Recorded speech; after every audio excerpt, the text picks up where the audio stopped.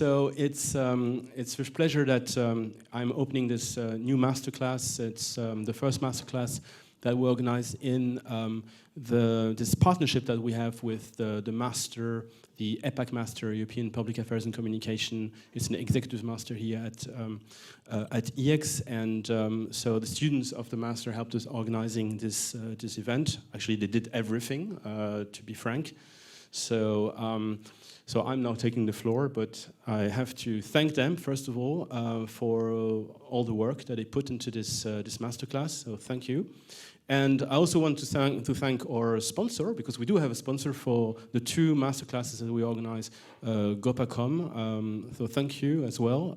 I think Antoine, I don't see you because I have the light in my face, but oh, he's there. Thank you, Antoine, for helping us also once again with this masterclass. So it's like I said, it's a co-branded event because we are both hosting this as Protagoras, or think tank, and the EX, the Executive Master in European Public Affairs and Communication. And for those who attend the masterclass for the first time, Protagoras is a think tank that, of course, we have here at EX, and we focus mainly on political communication and public communication. The idea actually is to build bridges between practitioners. We have practitioners here today, and research. And so we publish also a number of cahiers, publications that you can find. For those that attend this meeting, you can have a look. They are on the table there. And we do also have other events. We have scientific conferences and also other conferences that we organize sometimes with our partners, communication agencies, institutions. So if you're interested, have a look at our webpage. You can find the link on the EX website. So I think it's pretty easy to find us. But now let's start this masterclass. And so the topic I think is very interesting. Is I'm glad that we actually have this panel because it's very balanced. We have two representative speakers from the institutions and also from agencies. So I think it's a good mix.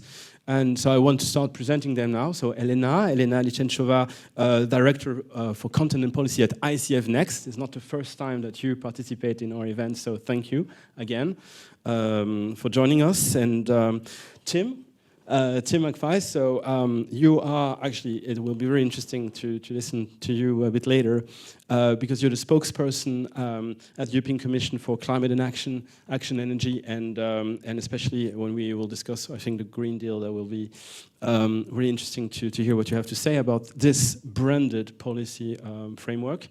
Hervé Pack. So Hervé teaches here at EX, but he also works as strategy director at Ogilvy and the social lab, I think. It's so again another representative from agencies, and Roberto Benvenuto, communication strategies as well.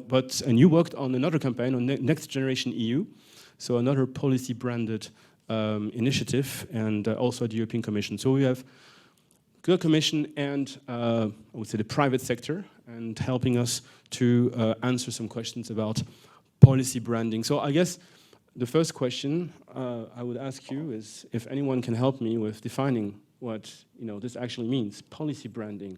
What would you? I mean, how would you? I know it's a difficult one to start, but I think we have students here, so the first thing is to perhaps to define some terms, and perhaps maybe starting with some flagship initiatives that have been, that are very visible now in the communication of the European institutions.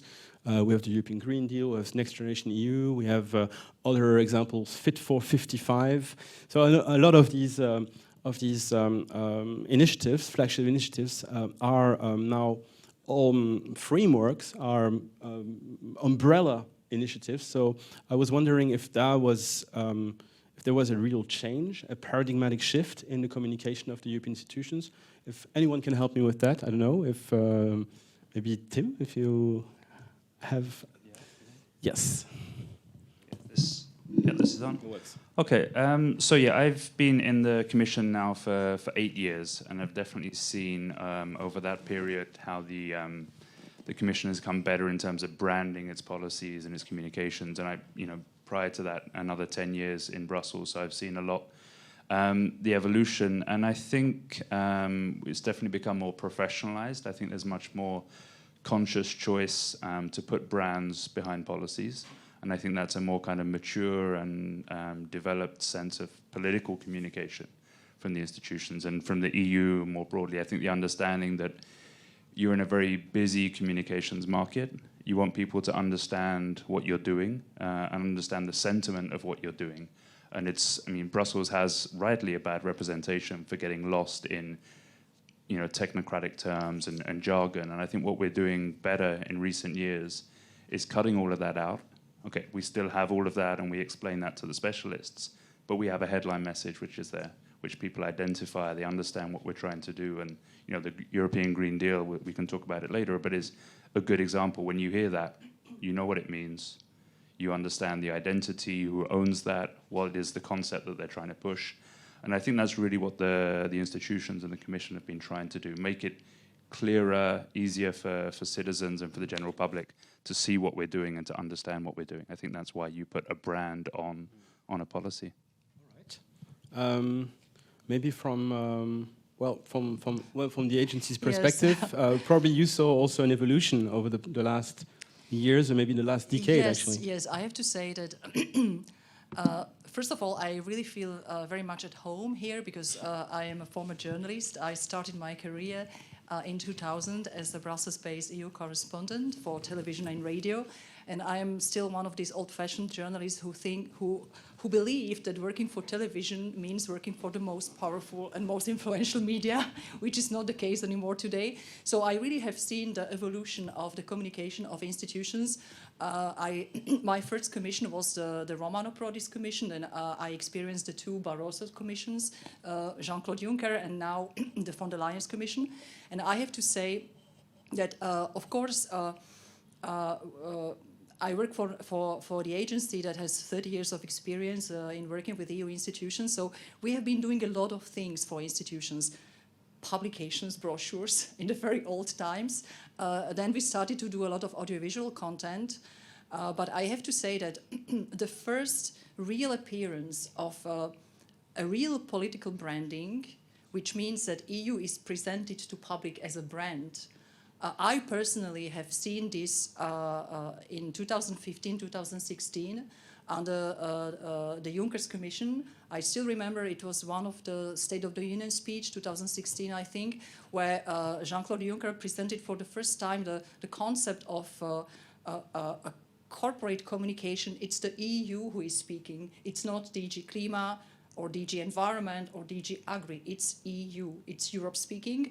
And it was the first concept based on 3 pillars. EU protects, EU empowers, and EU invests. And we have been lucky of being involved in 2 of these 3 major branding, political branding exercises. So we conceived political branding campaigns for EU empowers, which became EU and Me. So the brand finally was EU and Me.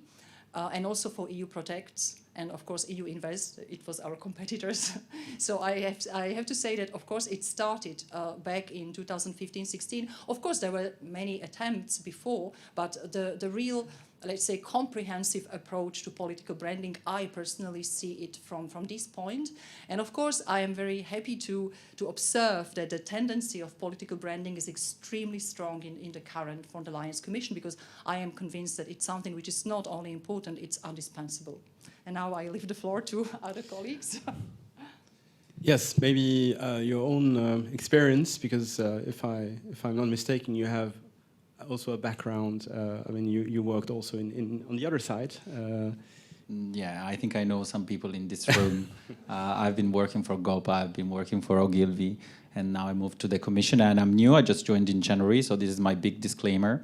But it's very interesting what you said, and while I was not there 10 years ago or 9 years ago, I've seen myself as a user, the evolution of the branding, and especially the focus that the Commission is putting more and more on creating their own brand. And I think it's also important to make a difference between the EU brand as an institution, the EU emblem that you see, European Union underneath, and then within a brand you can have sub-brands, which for me are more the policy brands. And I know that I'm now talking very much Ogilvy style, working for big corporate business.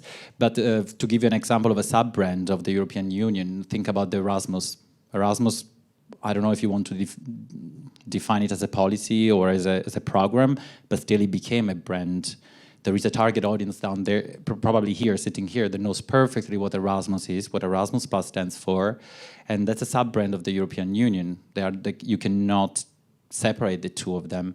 So it's a very interesting topic. I think that we are improving a lot when it comes on branding the European Union. The Next Generation EU campaign is a clear long-term branding exercise that we are doing with the current commission. But what I want to stress is that there is the EU as a brand, EU emblem, European Union, and that there are also sub-brands that we need to cultivate and to push. And they all go hand in hand. It's just that they can resonate with different people, with different target audience. Thank you. So, from Ogilvy, you were... Yes. Thank you. I would like to add something because I agree with all what have been said so far, and it's very important to shift from complexity of policies to simplicity for the citizens. It's really key, and there is a huge stake to let people understand and agree and support what has been decided at the EU level. But I would like to add something for the purpose of those brands, sub-brands. It allows some freedom in terms of tone of voice, of visual identity, even the energy that you can inject in that kind of brands, very specific for specific target audience, specific topics, etc. With such branding, you can be more impactful, and you can add a layer of emotion to your content. Basically, there is a big challenge in terms of content to make it simple, relatable, understandable, etc. That's for sure. But also we need to connect more emotionally to our citizens, and that's key. And through that kind of brands, we can do that more easily, I would say. So that's a challenge for us. So my question is actually, what are the steps? Because so the Green Deal is a success, I guess, and Erasmus is it's a good example as well. But what's the process for actually producing these branding schemes, these branding strategies? Who is in charge? Maybe, I don't know if anyone knows, in the European Commission to actually maybe trigger the brainstorming process beforehand. So I know the Green Deal is a scheme that is an all-encompassing scheme, of course, that includes many, like you said, many sub-brands as well. But how does this start? Is it at the beginning of the Commission? Is it basically, in French you would say the feuille de route, the roadmap that is defining a little bit these main elements, the key performance indicators that are also related to these brands? Don't know if... I mean, if I may say, I would really be interested, Tim, have you been there when the Green Deal has been created as a brand? Because, of course, in my experience, very often we do the branding campaign when the brand is already there. But I am curious myself to see how the idea is born about Green Deal, because I think it's a really successful brand, which is not the case of all brands, of course. So if you have been there, maybe just please share with us how it has been created. And of course, we can share with you how we think about it and how we support these brands in creating the branding campaigns. Well, I can't claim any responsibility for it, unfortunately. No, I think it's like all of these things. It starts with an idea, and then all of the the kind of assets, the material, the campaigns flows from it. So the European Green Deal, when it was first announced, was when President von der Leyen announced her political guidelines, and she said, "These are my 6 priorities for my commission. Number 1 is the European Green Deal," and then we get in a process from there. First is the internal thing. Something which we've made a big effort on in recent years is visual identity for the brands as well. And then one of the first things you do is the graphic design team, which the Commission has really strengthened over the past few years, gets to work on what's the visual identity of the Green Deal, and they put together, the look and the feel, and that has flowed through everything we've communicated for the last 3 years on that. So the concept, the idea comes from the president and her team and her close inner circle. Why did she go for the European Green Deal and make it the priority? It's a reflection of, I think, the political reality.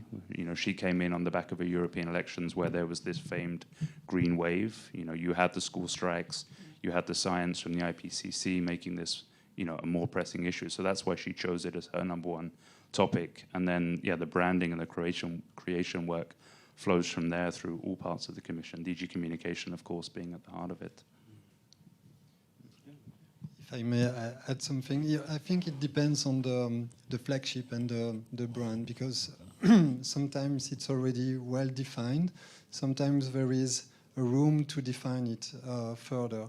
Like I remember for Linczenyiova, the name was there, the policies were there, the priorities, etc. We had communication objectives, etc. But the brand, if I may call it a proper brand, and it is, I think, had yet to be defined with a real personality, with the way it will be expressed to the public. So it's really a brand strategy from scratch, based on the input from the policies, of course, and aligned with the audience, etc. But we really worked on a brand strategy for Linczenyiova, and the same for other flagships like that. We consider it as a brand, and we need to find the purpose, the mission, the values, the personality, everything related to the brand strategy, in order to make it consistent across all the channels, all the assets, all the communication, all the countries, etc. So we consider it as a real brand, and we start from there. And then we define the communication strategy further. But first, the first step on the real brand strategy. But the name comes always from Digicom or from the EU, of course. We have the same experience, of course. The first impulse comes from the Commission. I just would like to reiterate that, of course, we have been also working on brand strategies for a certain number of initiatives. And first of all, we take this very seriously because as I said on the beginning, I think that political branding is absolutely indispensable. For me, it's something which creates perception. And of course, perception is reality. We all know this. It's one of the rules in communication, and it's even more valid for political communication. You just can't expect people to understand the complexity of all the policies, but you expect them to have a perception of these policies, positive perception, to believe that these policies are meaningful, good, and for a better future, right? So the branding creates perception. And I like particularly the Green Deal because the perception is green, of course. It's about climate, environment. But it's also a deal, which means that everybody's around the table. You need to do something, and you get something. And this is exactly what the whole green transition is all about. So there are several layers of information that are encompassed in this branding. And the second important advantage of political branding is that it frames the debate. It helps to frame the debate. And of course, we are all here communication professionals. We know how it is important to frame the debate, how it's important to train in our brains these mental structures, which of course guide the way how we perceive things, how we judge things. And of course, ultimately, you create perception, you frame the debate, you win the support as a third point. So, of course, this is our thinking when we are confronted with this kind of campaigns. We first, let's say, there is a two-way process. First of all, as Hervé said, we need to understand the message sender, the institution, the brand itself, to create the personality for the brand. But there is a second parallel process. We need to understand the message recipients, the audience. We need to understand who they are, what are their values, what are their pain points, what they want, what they need, And what's in it for them? This is the very first question when we do a branding campaign. What's in it for me? What's in it for them? And this is sometimes a very difficult question. And once you find a successful answer to this question, then you have your leading idea for the brand campaign. And then it's just a very standard process, isn't it? Then you create visual identity and everything. I will leave the floor to Roberto. Thanks, because you give me the perfect link to say what I wrote down earlier.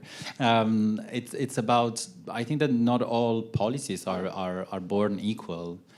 No discrimination against any policy, but policies, what are policies? I guess policies are things that are solving an issue or are improving people's life. So policy are a kind of solution to a problem. And that's where the communication comes in. I need to brand something to show people that this policy is actually solving a problem, improving someone's life, making your life easier. And that's what I can sell easily to you. So that's, I think, one thing. So I know that we are talking about many policies, but I wouldn't start branding all policies that comes out of the Commission. I mean, it would be good business for you, but I don't know how efficient this would be. And the second thing that we should look at, in my opinion, is the life shelf of a policy. I mean, we are talking about branding, and everyone that works in communication knows that in order to build a brand from scratch, because this is what we are talking about, you need time. You cannot launch a campaign for 2 months and then you say, I raised brand awareness, everybody knows my brand, and that's it. So it would be smart to look at what is the life shelf of my policy. Can I talk about this policy in the long term, being it 2 years, 3 years, 5 years, 7 years? The example of the Next Generation EU, that's a long plan. So we knew that we could talk about this for long and build a brand in time with different actions, with different waves. So these are the two elements. Not all policies are born equal, so choose your policy carefully, the one that you want to communicate, choose the more meaningful to your audience. And the second one, look at the life shelves of a policy so that you have enough time to build a brand. You wanted to? Yeah, just want to build on that and to add, in terms of brand equity, it's very important as well to build that with a long-term view, of course, and to increase the relevance of the brand. And yes, the tangible impact for people is really important as well, because you need to transform wishful thinking into something relevant for me as a citizen. And at that level, I would like to add, in terms of audience analysis, like you said, one size doesn't fit all. So even in Belgium, but at the European level, that's even more true. So we really need to have a flexibility in the way the communication is done and the message are brought to the audience. So two key aspects. I do actually have a question about that, about the impact assessment. Do you carry it out already now? I mean, these brands are already, I mean, they start to be, I would say, famous, but the Green Deal, I mean, it's perhaps easier to talk about the Green Deal. But for instance, Next Generation EU is, compared to the EU Green Deal, maybe not that understandable from start. So I was wondering if is there a process to measure if this scheme that you are carrying out and this branding exercise, this real-time branding exercise, if there is a way maybe sometimes to adapt to the way the public, the audience is receiving the message, if it works or not? If it's a long-term approach, and at the very end you do the impact assessment exercise and you see if it works or not. Measurement and evaluation, my favorite topic. Yes, there are different tools that you can use. So you can do this test of your messages, of your assets, being it a video, being it a static image, being it even the copy or the text of a blog post. You can test this on people, and this link to 27 member states, 24 languages. And you do a pre-test and then you launch your campaign. Another way to test the impact instead is to have what we call ex ante and ex post surveys on a group of people to see what has been the lift after your campaign. So I measure your awareness about what you know about the European Green Deal before exposing you to my content. Then I measure it afterwards and I see if there has been a lift. If the lift is there and is significant, then I can say that my objective was achieved.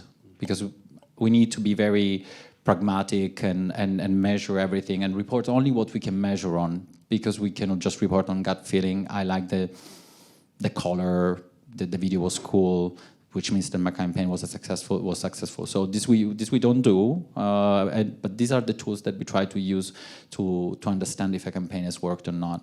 All right. Yeah. Thank you. Yes, Nicola, can I be a little bit provocative now? Please. So, speaking about Next Generation EU, and now I am addressing our friends from Ogilvy and from the Commission, the question is also about the clarity of the brand. What people understand under the brand, this also should be part of the success, right? Of course, I totally understand what is behind the Next Generation EU. It stresses this future-looking nature of this big investment initiative. But how clear it is in terms of what's in it? Because I would like to compare it to Inflation Reduction Act, which has been just approved by the Biden's administrations, which is very much similar. It's also a big investment package which aims to generate green investment and also other things. Inflation Reduction Act, it clearly says what it is and what it does, right? Next Generation EU is much more emotional and inspirational. So I am also wondering, was this some kind of a deliberate decision to go for something which is inspirational and not very informational as a political branding? And how you deal with the fact that it's not entirely clear what it does? Actually, but don't hesitate to jump in. Next Gen EU is actually a transformative brand for all the initiatives that are in line with that vision for the future in terms of inclusivity, diversity, sustainability, digital health, etc. So it's really about different pillars. So you cannot explain it like in one word, something very descriptive.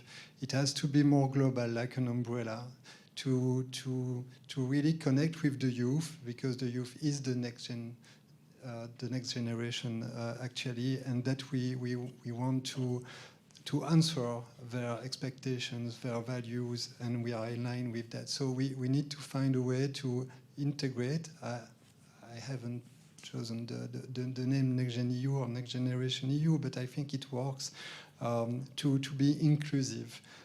Because we have a lot of different things to explain. So with this campaign, we started with something very global, showing the different aspects of the Next Generation EU, and then more focused on different topics with what's in it for me, exactly the tangible impact, what has been done, because the people are tired of empty promises, empty words, and they want something more tangible. So even if we are looking at the future, we need to make it clear that it's happening already now. And so after that, you have that umbrella, and you can focus on very different aspects of it. And for me, it works well like that, Roberto. Yeah, you said it completely right, and I think maybe to add to that, the idea was to have this umbrella message with this manifesto video, which was very forward-looking. I mean, the word itself, Next Generation EU, clearly is inspired by what was trendy at that time. Everything was like next, new generation, it's meant for Gen Z, so there was a lot of talking about Gen Z, so the keywords were there, the buzzwords were there, so I think that the name is pretty good. What we couldn't expect, nobody here in this room could have expected what happened afterwards, so COVID and everything. So because this campaign, as you see, it started with a big launch, and then it was supposed to continue focusing on what you were saying, being more topic-centered, being it digital, being it green, being equal, and then we would have focused more on that. But then all the communication, the priorities changed, and we had to move towards talking about vaccines, talking about energy. So also this nobody could have expected, so unfortunately we had to change our plans. Is there, in the lines to take that you use in the press room, is there a need also to sometimes recall these brands in the answers that you're giving to journalists, and to remind them that these policy brands exist?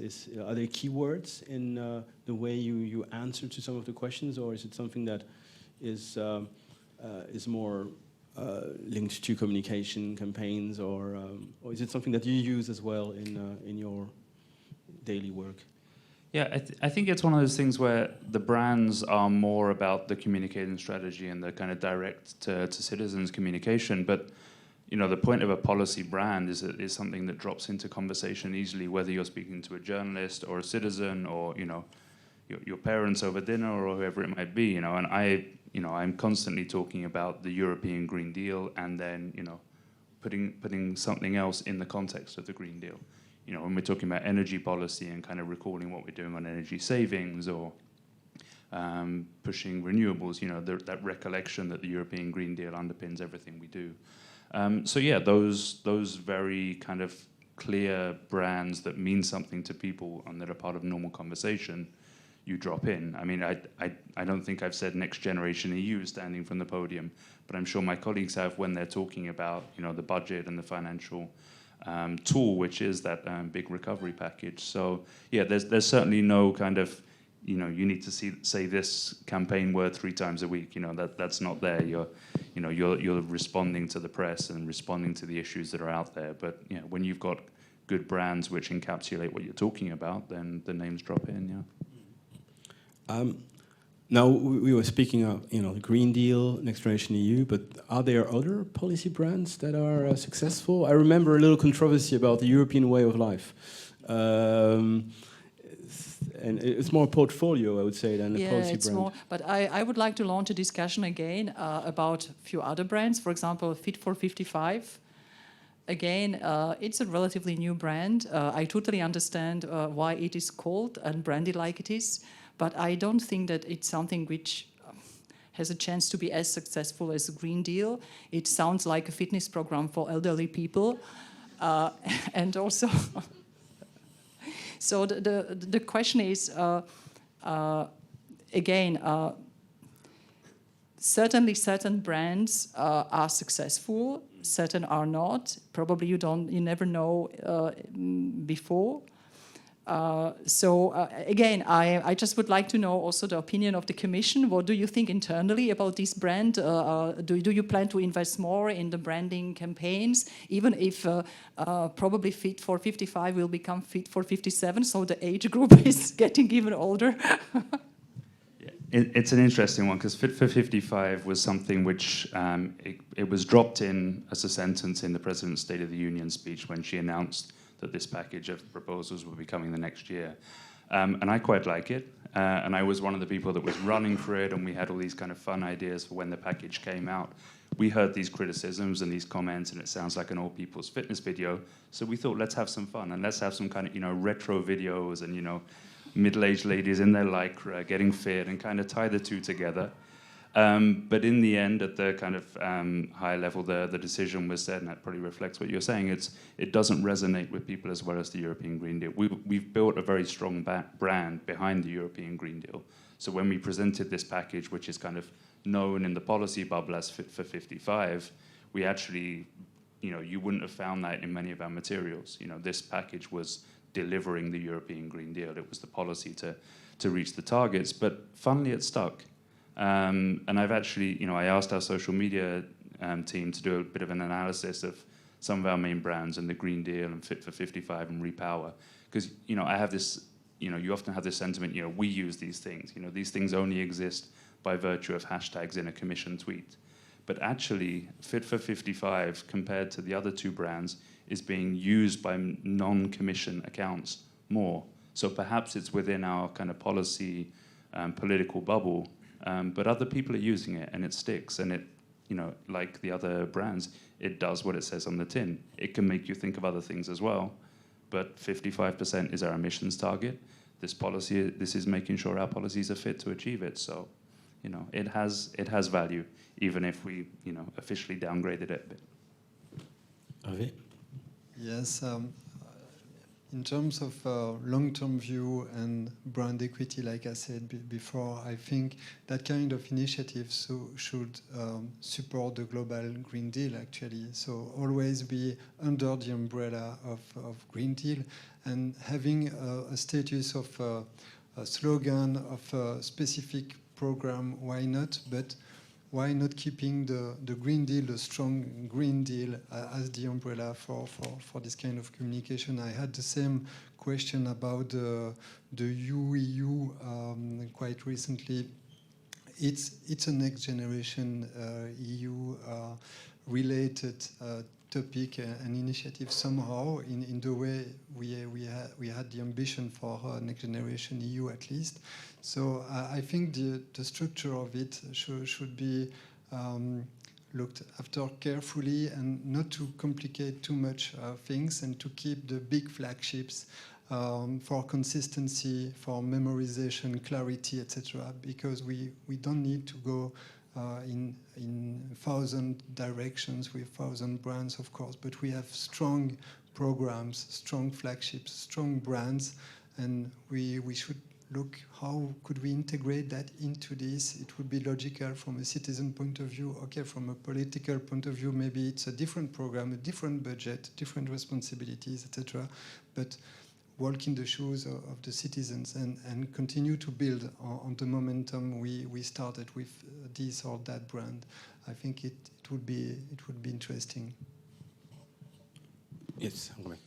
Yeah, because it's interesting, because I read an article this morning about that. I don't remember the name, but it's the famous in the marketing sector. And I don't know if you've watched the soccer game yesterday or 2 days ago. There was this Italian activist running on the field, and he had a T-shirt, and he had it with messages, and then he had a flag, a peace flag with the text peace on it.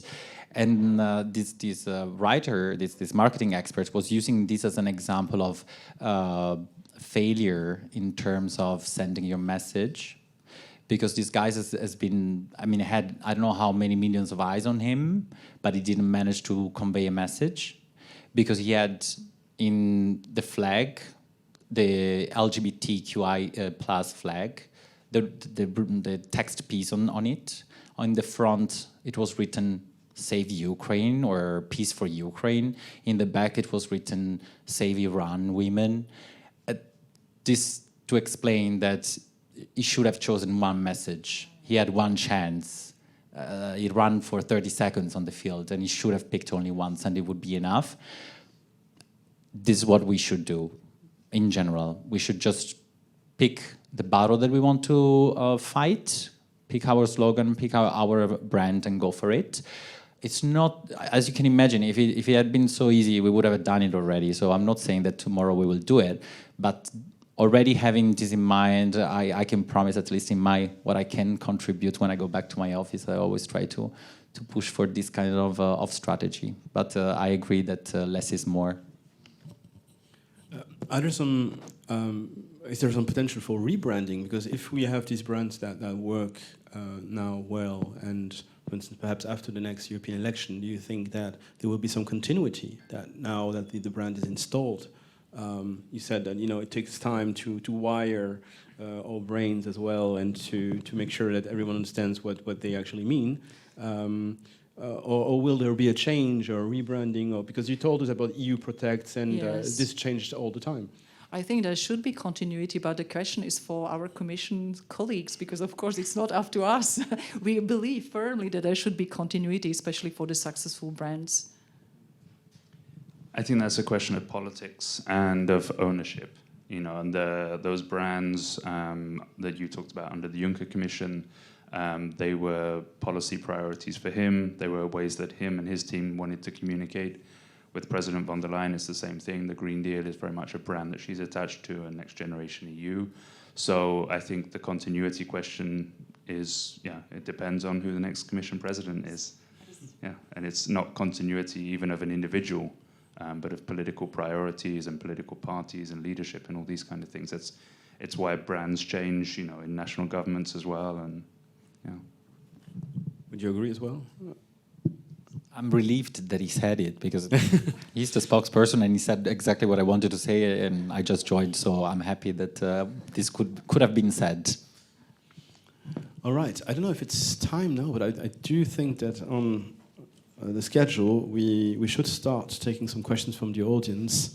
Like I said, I don't see you, or almost don't see you. So if you raise your hand, I might actually be able to give. I see 2 hands in the back. Okay, so maybe the first hand. If there's a microphone, yes. Hi, hello. Thank you so much. 205. My question was maybe for Tim, although I guess anyone could answer. How would you more concretely, let's say, what are the KPIs, the key performance indicators that you look at when you say, okay, this campaign, it has been really successful, it has been really stuck in people's minds, as you were saying? If you could give any example of your experience. Yeah, that's actually more Roberto's kind of thing. That I'm standing up talking to journalists, on a daily basis, and our kind of measurement for our service is, the level of coverage we get, and it's then a qualitative thing about how stories are picked up and whether our messages are prominent and whether they steer the overall narrative.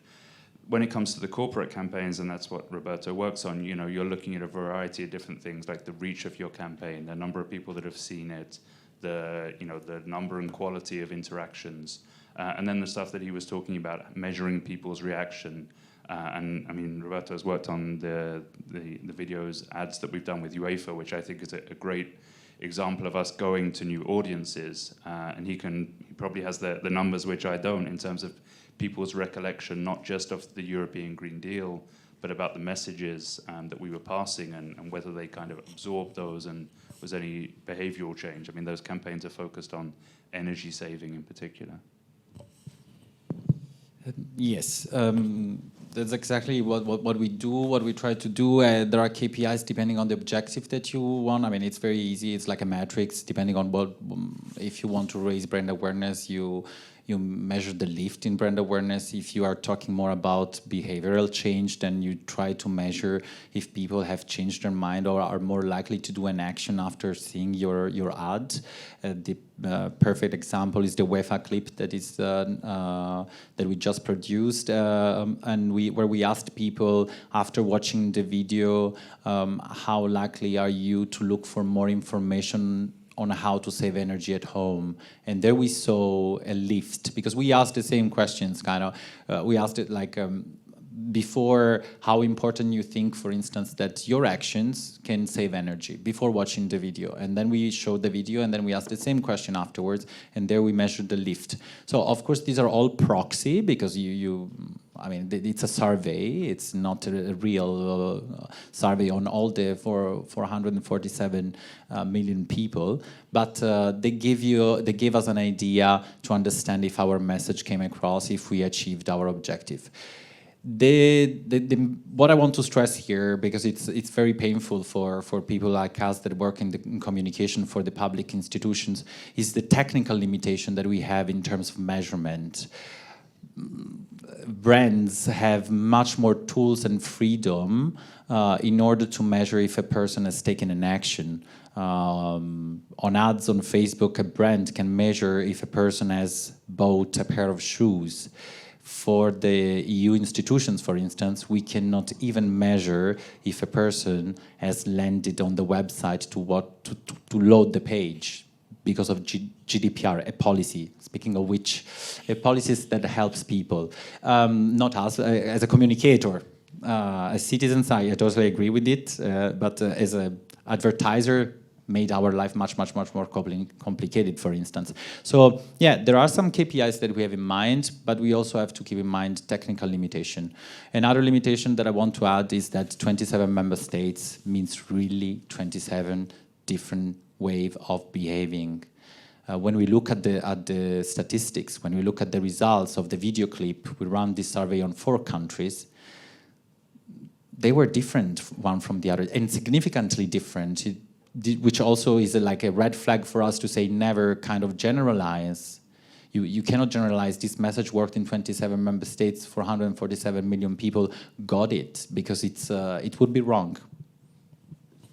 Hervé? Yes. Yeah, maybe an additional note on that. We are measuring the perception change, so the evolution of the perception towards a topic or towards the EU more globally, and see if the image has been changed, like more modern for a next-gen EU campaign. The relevance and the credibility of the message is also very key, and the understanding of the topic, because sometimes we want to somehow educate people about a specific topic.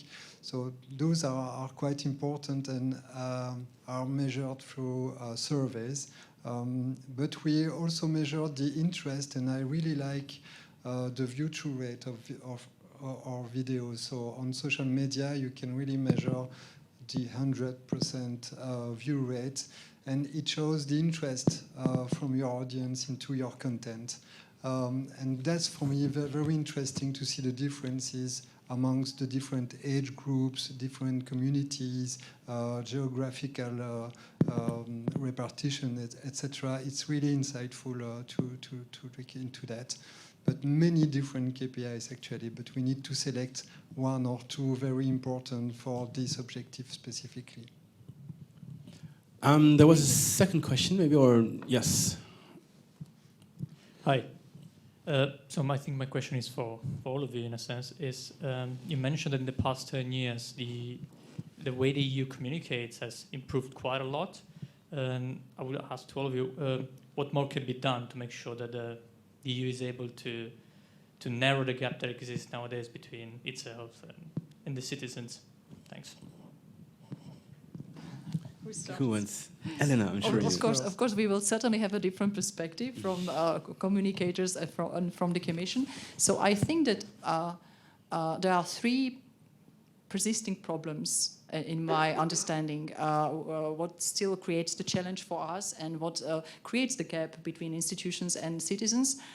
The first gap is that most of these key policies of today, climate policies, but also digital policies, everything which is under the umbrella of the twin green and digital transition, they are very future-looking, which is great. Of course, Commission is the institution that needs to look into the future and shape our future, and not just react to the challenges of today. But it's very difficult to explain to people what will happen in 2030 or 2050, to sell them something that will be there in 10 or 20 years. So this is the first problem.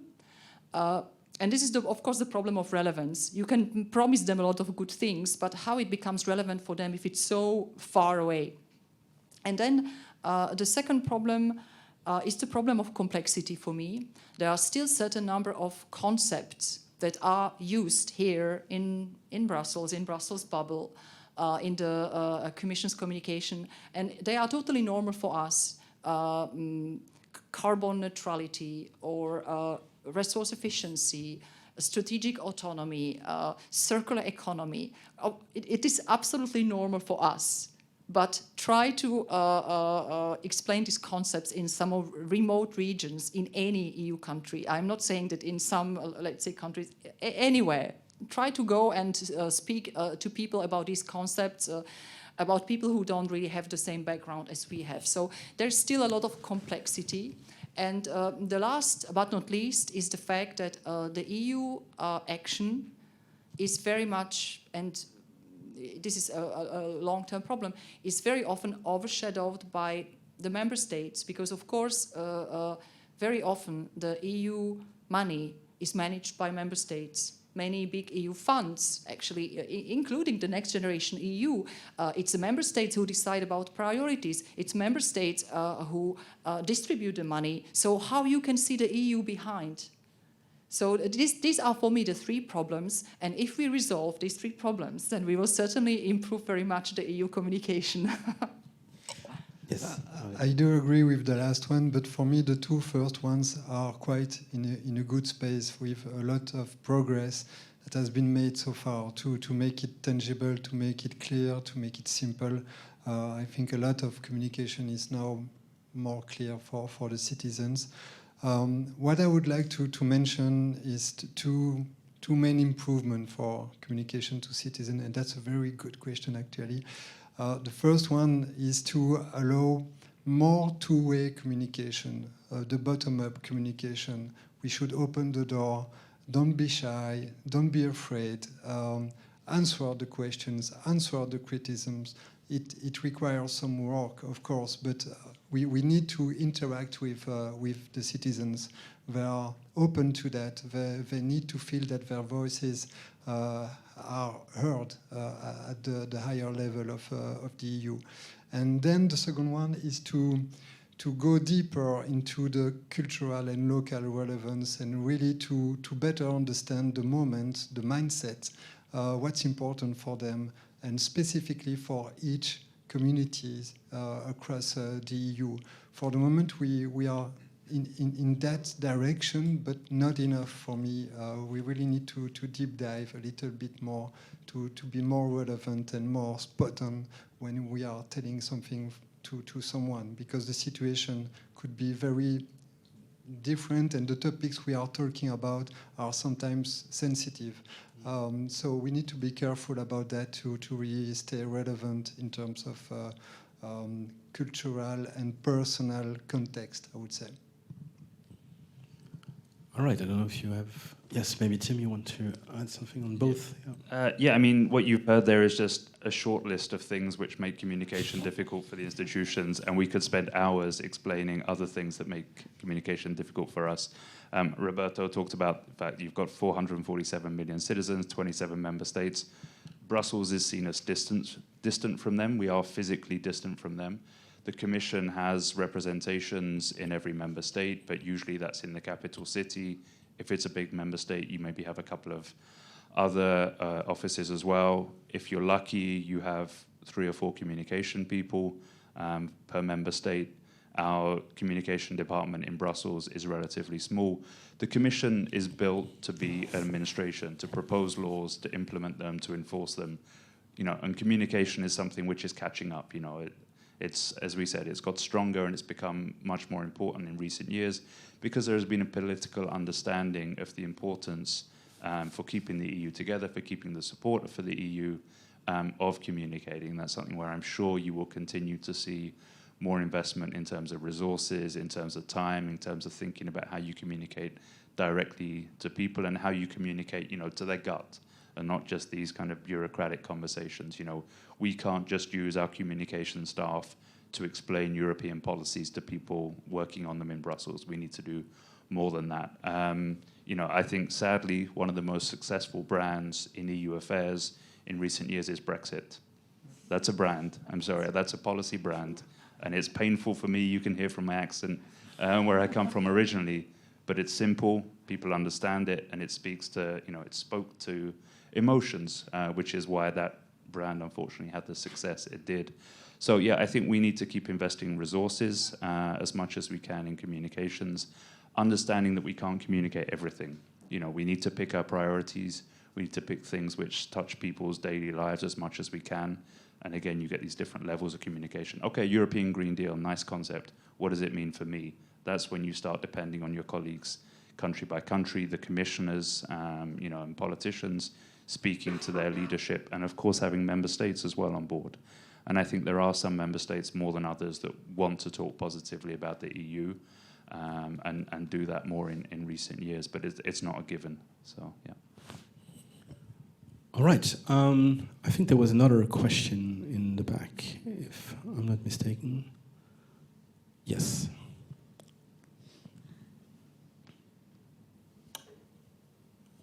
So this is a question from the chat because we also have people following us live on Twitch.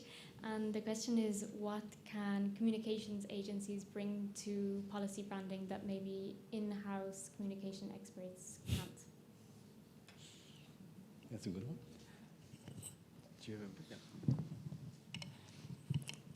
I mean, again, it's hard to say. I would maybe start with my thinking that, of course, for successful political branding, you need two entities. I mean, you need a brand, right? You need the brand that knows exactly what is his her identity, what the brand does, what the brand wants, how the brand speaks about itself. And of course, on the other side, you have the audience. You have the audience, you need to put together brand and the audience, you need to understand the audience. And I think that, of course, the Commission has sufficient capabilities to have this brand self-awareness, know exactly what you want to do, what you are doing and why you are doing this. This is something that you know, certainly. But what we can bring is the knowledge of the audience. Because, of course, what we do increasingly, we work with data.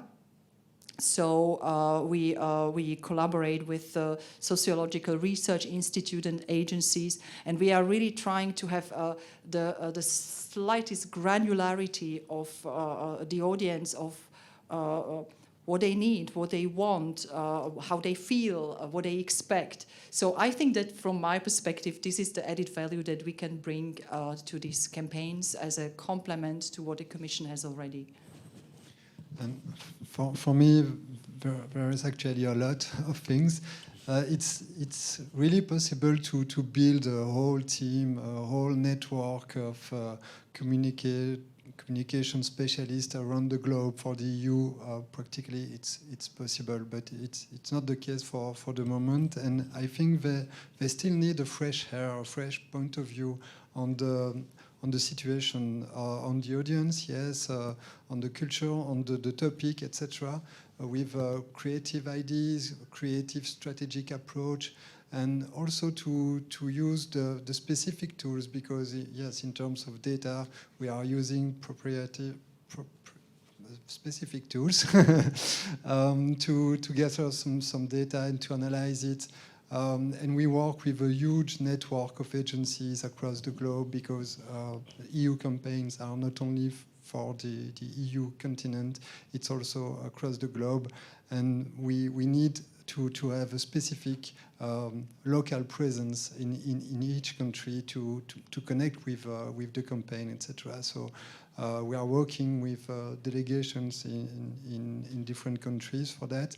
And imagine if you should build a whole team around the globe for the EU with a communication specialist. It would be crazy difficult and expensive, of course. So I think we have a lot of capabilities, skills, talents, but also tools that are very useful and that would be very expensive actually to have internally. But it's progressing, and I think that there is a direction to strengthen the communication teams, and that's really nice and very good professionals there. And it's always better because we are working strongly in partnership with the client. For us, it's really a teamwork with the EU. I don't know if from the Commission side you think that there is a way to improve actually this the work with agencies. And I know you wanted to ask a question, but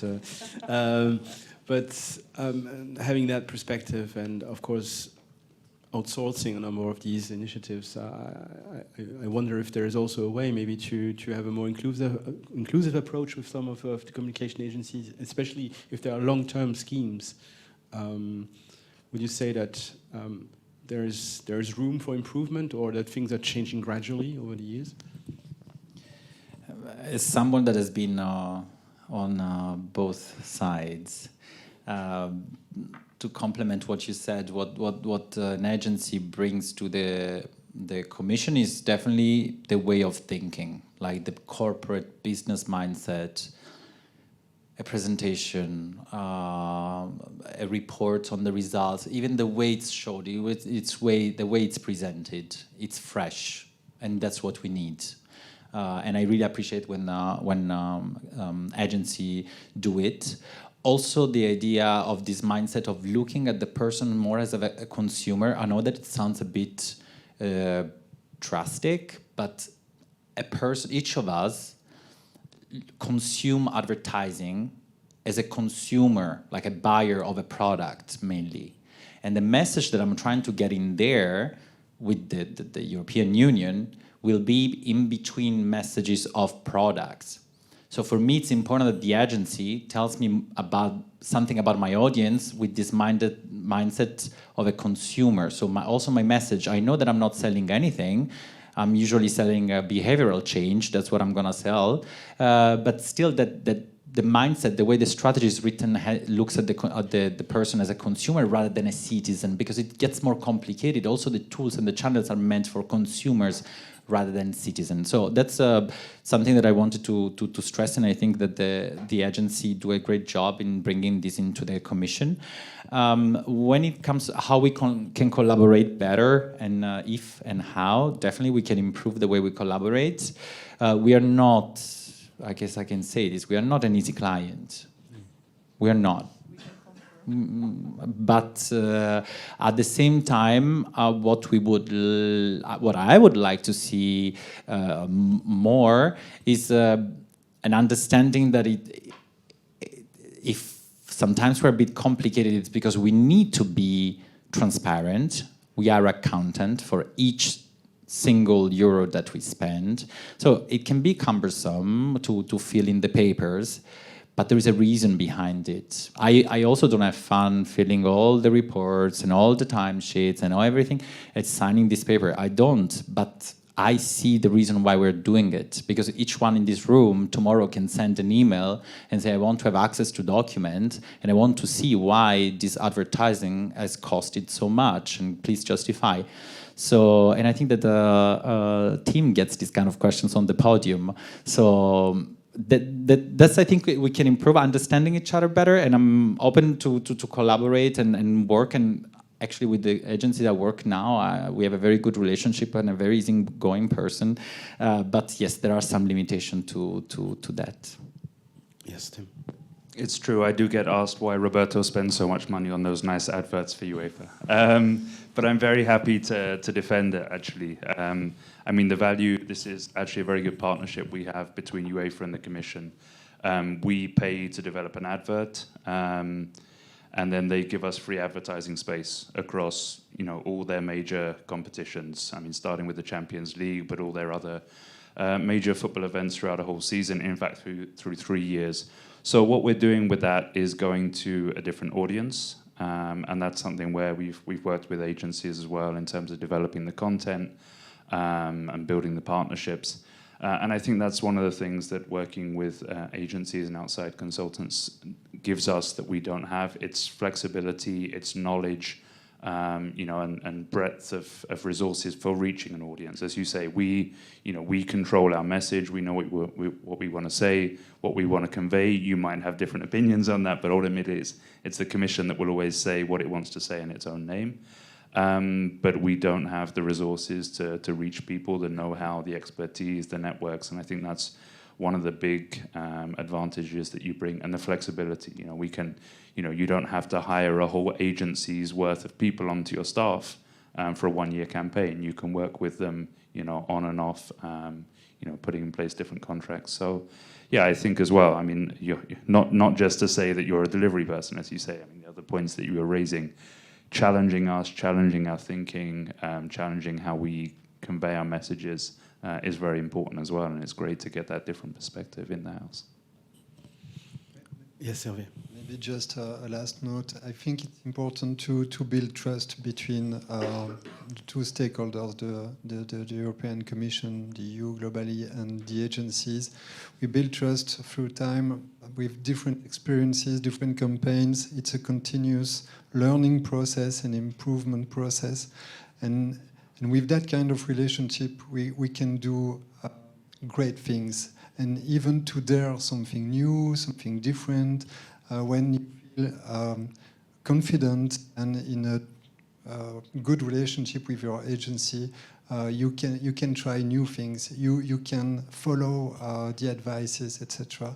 So I think the quality of the relationship is really crucial, and to build that across years, it's really key.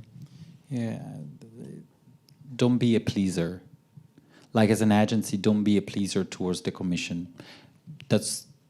We're used to that. We know how it works. And that's what we don't need that. Actually, we want to be challenged, as you said. We want to be educated. Also, don't be afraid of educating us. You know, you work with big brands like Nespresso, Coca-Cola. Come to us and tell us there is this latest trend. You don't know what a viewable impression is. This is what it is. Don't be afraid. Don't take for granted that I passed a concours. It doesn't mean that I know everything about viewability rate. So don't be afraid. Sure. If I just may reiterate what just Hervé said, of course we are very happy to challenge you, but please trust us. Trust is key. Yeah, there's 1, 2, 3. Yes. So let's take maybe some short questions, and I know that we have some additional questions from the chat. Short questions, I know as well. So maybe first, yeah, if you have the microphone. Thank you for giving me the floor.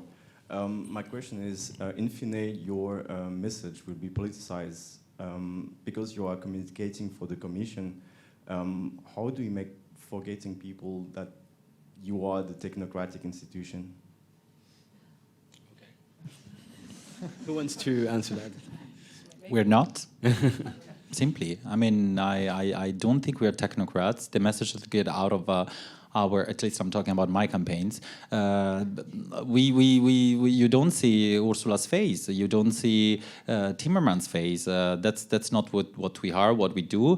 I think that my personal preference is to talk about values. What do you does? What do you stands for? And you can tell a lot of emotional stories that have nothing to do with Brussels and Berlaymont, and you can still tell those stories. And that's what we are trying to do, and that's what I'm pushing and trying to do in my daily work. But I take your point, and it's good, and I totally agree with you. But I hope that you will not see any campaign coming from my side with a Eurocrat in it. All right, maybe, yes, second question, yeah. Hi, thank you. I'm Alberto Levi from ICF Next, so I'm very biased here. I'm account director. In this time of perma-crisis, what is the role of communication, and what is the budget that the Commission is allocating to communication? I know that at other institutions that I will not name, that in this moment, because of rising inflation, rising costs of building, rising costs of everything, is decreasing their budget of communication. I also come from the private sector, and we know from research that is in time of crisis that where brands and companies invest in communication, they will come out stronger after it. What is the vision of the Commission? Thank you. Tim? Yeah.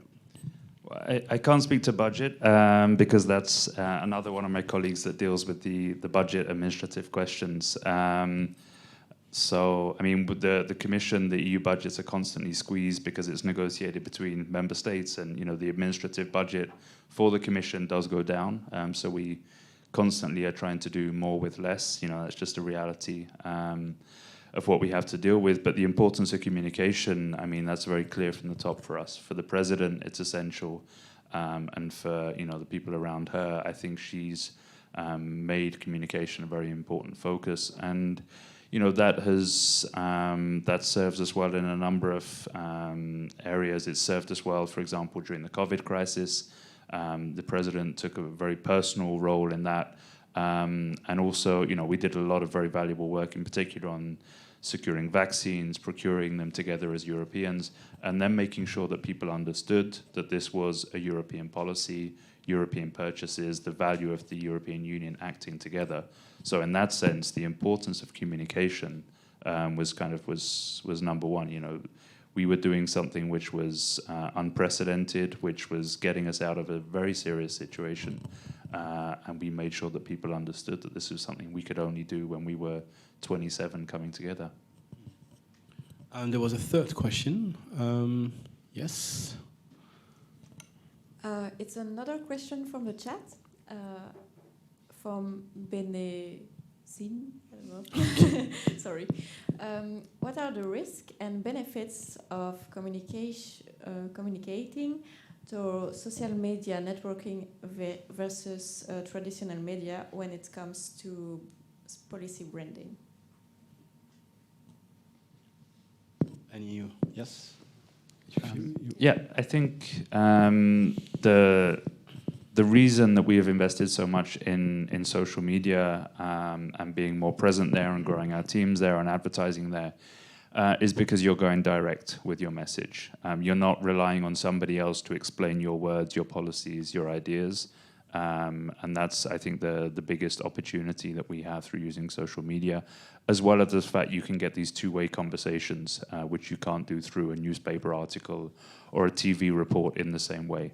The risk, of course, of that is you open yourself up to lots more comments, criticisms, trolling, and you need to invest in the community management. You need to be able to react, to respond, to clarify. And I think that's the reality of communicating in social media. Dealing with the traditional media, the challenge that we have is primarily speed, I would say, at the moment. You know, you have a constant news cycle. Everybody wants to break a story before their rivals. They want your comments before you've had a time to digest what the news is. The Commission is a bureaucracy. We try and move fast, but there's always a couple of people that need to look at something before we can get a message out to the press. And you just need to do your research and take the time to respond properly and carefully. And the challenge is then keeping up with the news cycle. I think those are the two big challenges that you have with both of those mediums. Elena? Yeah, just to complete, of course, the advantages are very clear. One of the big advantages, of course, to be in direct contact with citizens and also to get your message across very quickly and very clearly. For us also, the risk is that to cut through the noise, because of course there are many other brands shouting loud in social media. Fewer people listening, much more people speaking than listening. So it's a big challenge to be heard and to get people's attention. Yes, and especially against fake news, disinformation, misinformation, populism. And we know that they are investing a lot on social media, so I would like to invert the question, what's the risk of not being present on social? It would be a very high risk, I think. So yeah, there is actually the risk of backfire, but when you consider carefully your messages, your creative assets, etc., when you try to have empathy for people and purpose in what you are saying, you limit the risk. But still, you need to be very careful and always have a look, have an eye on the results, on the comments, the sentiment, the reactions, etc. From what you are doing on social media to detect a potential issue with one message and just to fix it immediately. That's possible as well, but it's not happening often.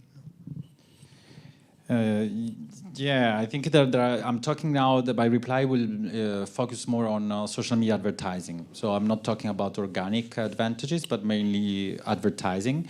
The added value for such an institution as the European Commission, definitely it's targeting. I can target per language, I can target per country, per city, per street. So that's very, very useful. Not many channels allow you to do that.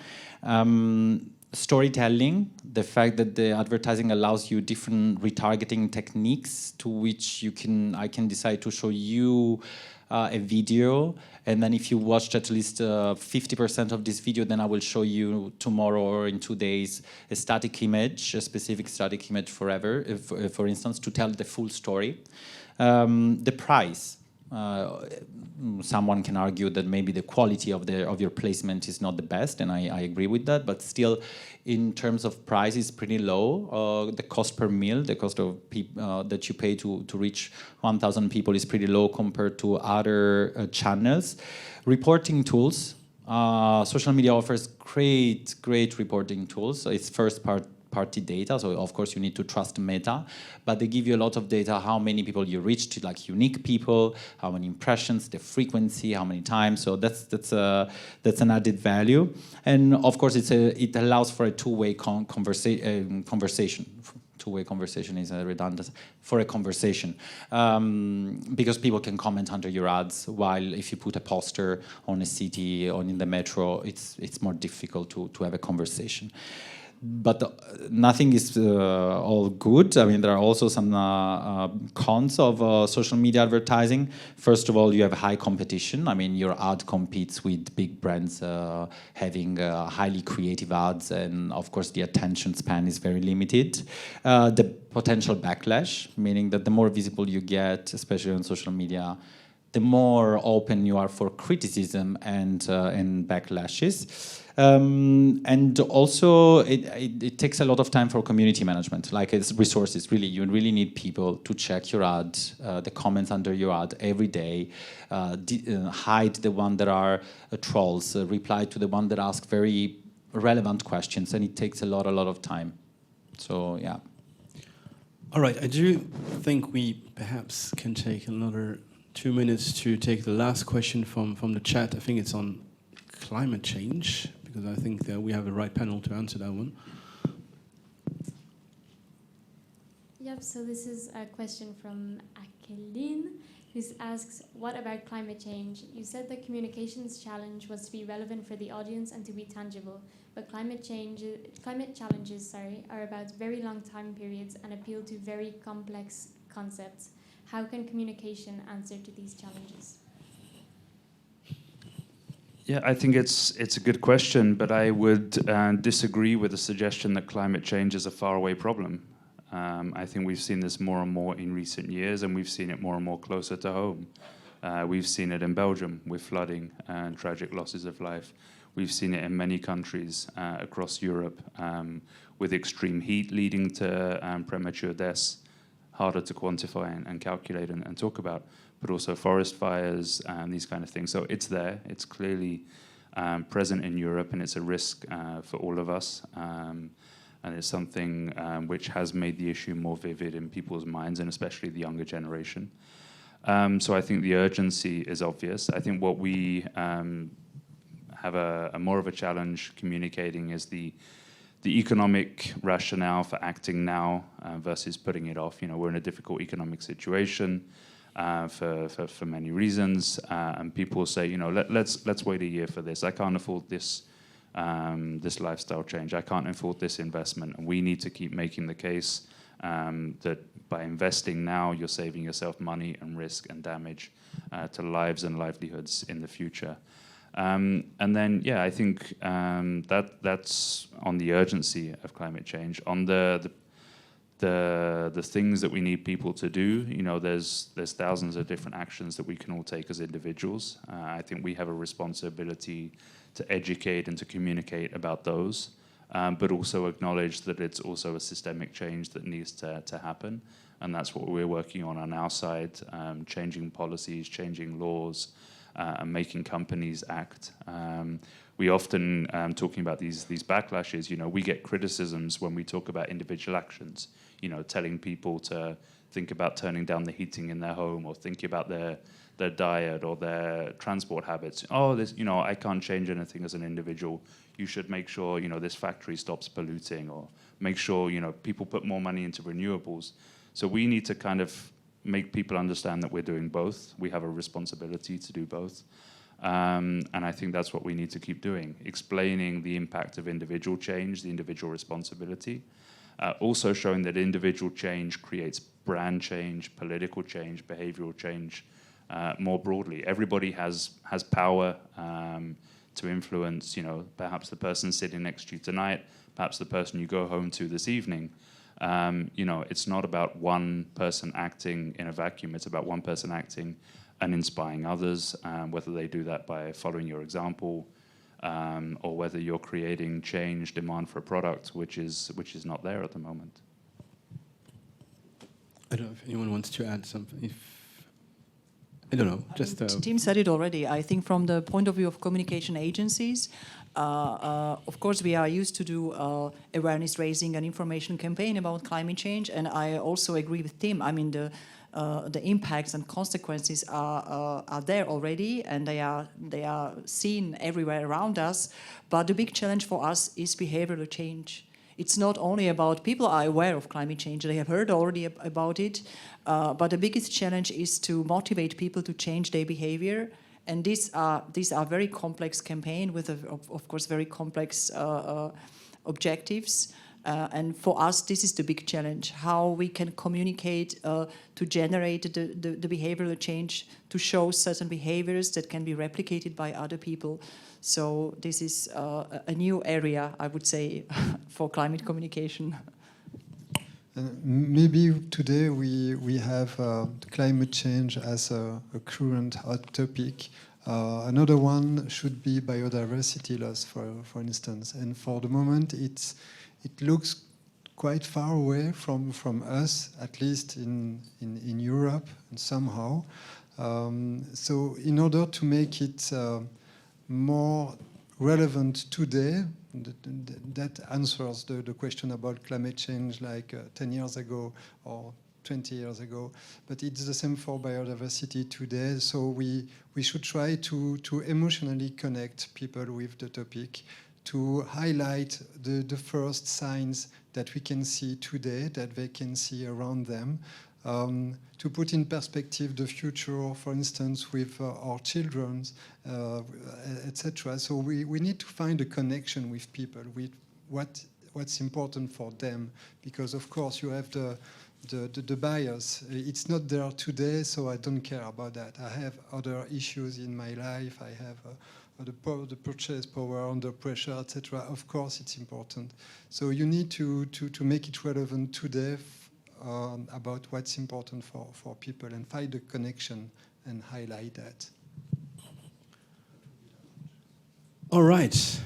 I think we'll leave it there for tonight. So I would like to thank our panel. I would like to thank Elena. I would like to thank Roberto, Hervé, and Tim for this really interesting conversation and this comprehensive and complementary conversation. And I want to thank also the audience and, of course, your questions and the people online.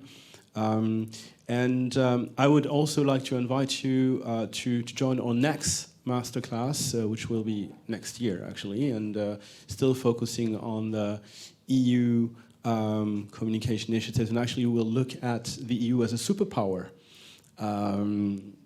Maybe that would be also interesting to have you on board for that one. But so now I think it's time to end this first masterclass. And again, thank you to the students of the EPAC Executive Master, and of course to our guests and to all people that attended online and live this event. And I think also it's time now to maybe have a drink all together. So you're all waiting for that. So thank you again for this very interesting talk.